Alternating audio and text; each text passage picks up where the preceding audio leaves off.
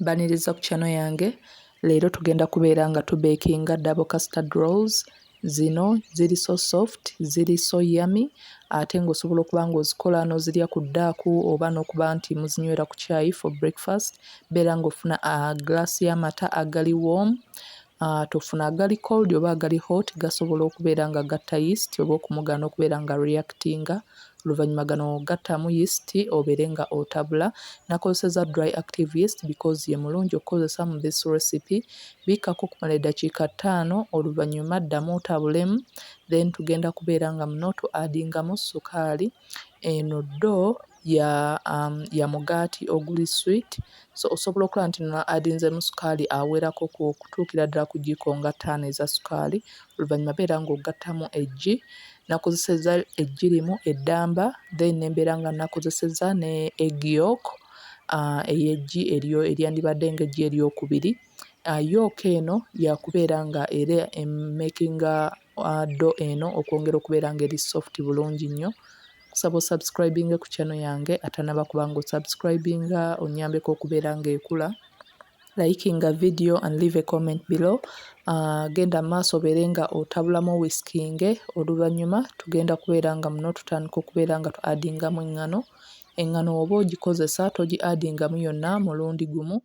Ogenda o-addingamu mu bits nga bw'otabula paka nga singa olaba nga waliwo obwetaavu era obw'okuddamu ku-addingamu nga bw'ogenda mu maaso n'obeera ng'o-addingamu lwa nsonga osobola okubeera nga wasobezzaamu mu bipimo oba eby'amazzi oba mu ŋŋano yennyini, so buli wo-addingamu omulundi gumu oyinza obutamanya kipimo ki eky'amazzi kye weetaaga kubeera ng'oyongeramu oba eky'eŋŋano kye weetaaga okubeera ng'oyongeramu. So kiba kirungi n'obeera ng'ojja o-addingamu katono katono oba amazzi oba ŋŋano.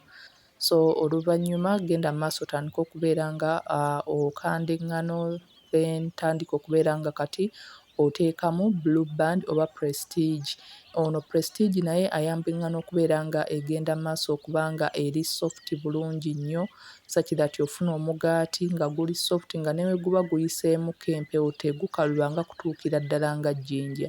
Osobola okulaba nti muno twakozesezza butter oba prestige eggiiko nga 5 nnamba, so eno ddo yabadde so soft, ate nga twakozesezza ne egg yolk, so twali tulina okubeera nga tufuna omugaati oguli so soft obulungi ennyo.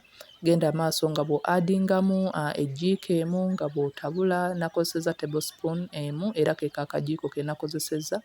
Sooka addingamu lumu like tablespoon emu n'otabula, n'oddamu no-addingamu endala n'otabula like that paka nga ofunye ddo eri soft obulungi ennyo nga bw'ogikwatako ebawunsinga nga olaba nti estretchinga bulungi. Kati beera ng'ogizzaamu mu bowel obeere ng'obikkako cling film ogireke restinge oba edabulinge mu size okumala essaawa nnamba oba essaawa nga 2. Meanwhile tandika okubeera ng'okola custard filling. Nakozesezza glass emu n'ekitundu ey'amata ne mbeera nga nagaseemu amagi. Osobola okubeera nga egg white ogiggyamu n'obeera ng'okozesa just yolks zokka. Oluvannyuma ne mbeera nga nkozesa corn starch, nakozesezza ne sukaali half y'ekikopo. So sukaali ono waffe owa bulijjo, so genda maaso obeere ng'o-addingamuko vanilla extract okubeera nga ofuna smell eyo eri so nice, nga osobole okubeera ng'ofuna custard cream ali so sweet bulungi. Whiskinga bino bulungi nnyo, yeeyo half ya glass y'amata gye na-addinzeemu. Oluvannyuma whiskinga paka nga temukyali mpulunguse nga amagi geewisikinze bulungi. Oluvannyuma teekako kuli ku muliro otandika okubeera ng'otabulamu.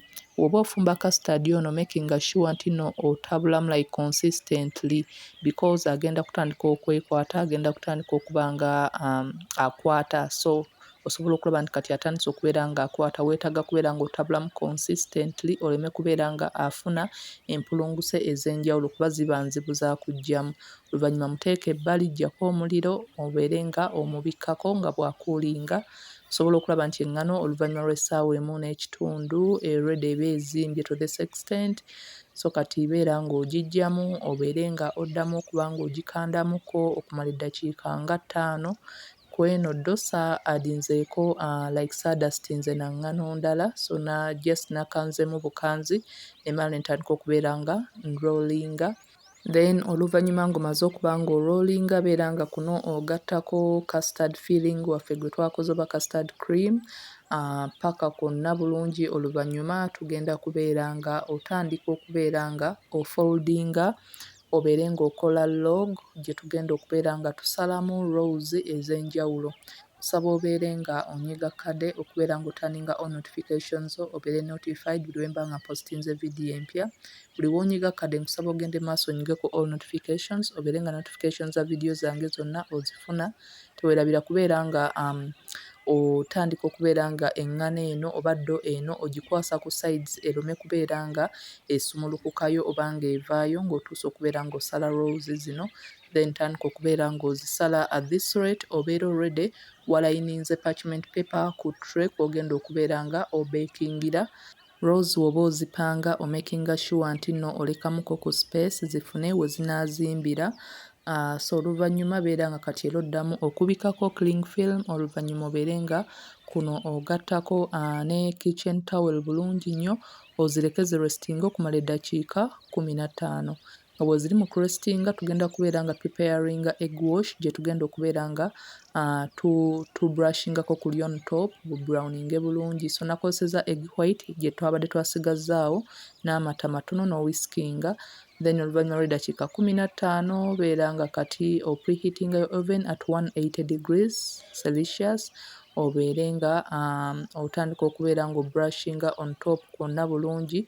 Then transferringa mu oven obeekinga okumala eddakiika 3-4. Oven at this rate oba erede ng'eri so hot.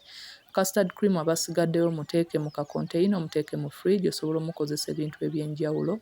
Obugaati within no time bubeera buli ready nga rolls zo ziri ready. Then nataddeko custard on top. Nagenze maaso okubeera nga nzongerako custard cream oba custard filling on top.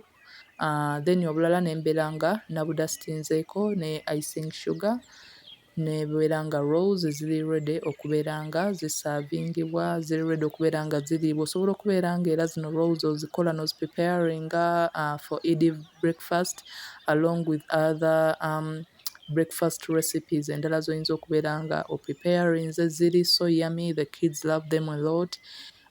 Era like bwe balaba obugaati buli kaseera baba baagala bugaati nga tebakyayagala mmere. So they are so yummy ate nga ziri so soft. So please don't forget to like the video. Kikulu nnyo kiba kiyamba YouTube algorithm okubeera nga video zange ziteekayo. Like my other videos, this is what I do. Follow me on my other social media platforms, Instagram, Snapchat, TikTok. Neeyanzizza nnyo. Until next time, don't forget to like, share and subscribe. Thanks for watching.